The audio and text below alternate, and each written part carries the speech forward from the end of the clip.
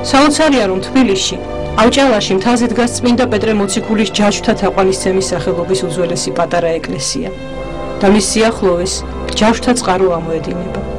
დღეს ეს ეკლესია აღდგენილი და მოქმედია.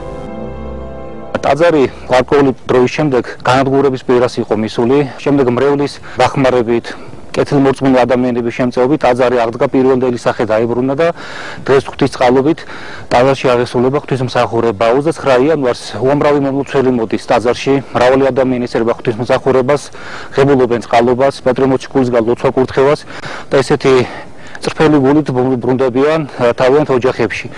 მინდა გითხრათ, რომ როცა მოვიძიეთ ჩვენ საარქივო მასალები ვატიკანში მუშაობის პერიოდში, აღმოჩნდა, რომ მსოფლიოში მხოლოდ 3 ეკლესია არსებობს პეტრე მოციქულის ჯაჭვთა თაყვანისცემის. ერთი საქართველოში, რომელსაც ახლა ჩვენ ვიმყოფებით, ერთი პეტრე მოციქულის სახელობის ტაძარში რომში, სადაც მისი ჯაჭვები არის დაცული და ერთი ესპანეთში. სამწუხაროდ ეს ორი ეკლესია არის კათოლიკური, როგორც ცნობილი იყო თავიდან ეს ეკლესიებიც იყო მართლმადიდებლური და მხოლოდ ჩვენი ეკლესია საქართველოში პეტრე მოციქულის ჯაჭვთა თაყვანისცემის არის მართლმადიდებლური.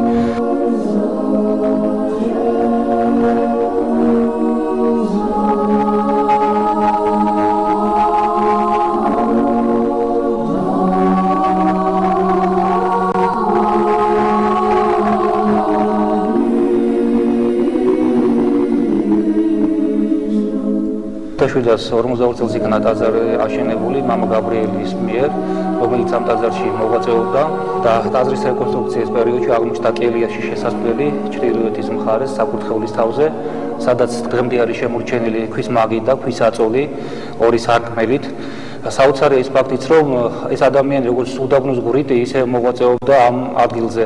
ჩამოდიოდა ღვთისმსახურებას აღასრულებდა ტაძარში და ისევ თავის ადგილს, თავის კელიას უბრუნდებოდა, სადაც ასე ვთქვათ, განხილვებული, დაყრდნობილ მდგომარეობაში ჭრედა დაუფალს და მას ესაუბრებოდა თელ ცხოვრება.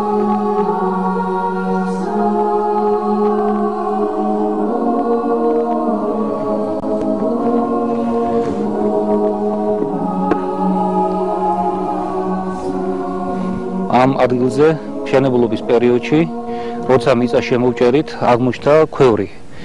საუბრობთ ეს იქნებოდა ზედაშისთვის განკუთვნილი, სადაც ალბათ მამა გაბრიელი წურავდა ხურძენს და შემდეგ ამ ღვინით აღასრულებდა ღვთისმსახურებას და ისევ თავის კელიას უბრუნდებოდა.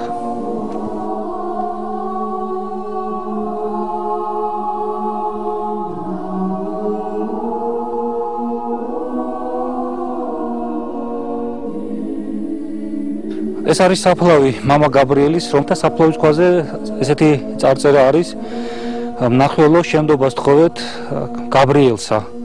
პირიქით ჩვენ გვეკუთვნის მისგან შემდობა, რომ ისე ღირსეულად ვერ გავუფრთხილით მის დანატოვაც, როგორც ეკადრებოდა ამ ყველაფერს.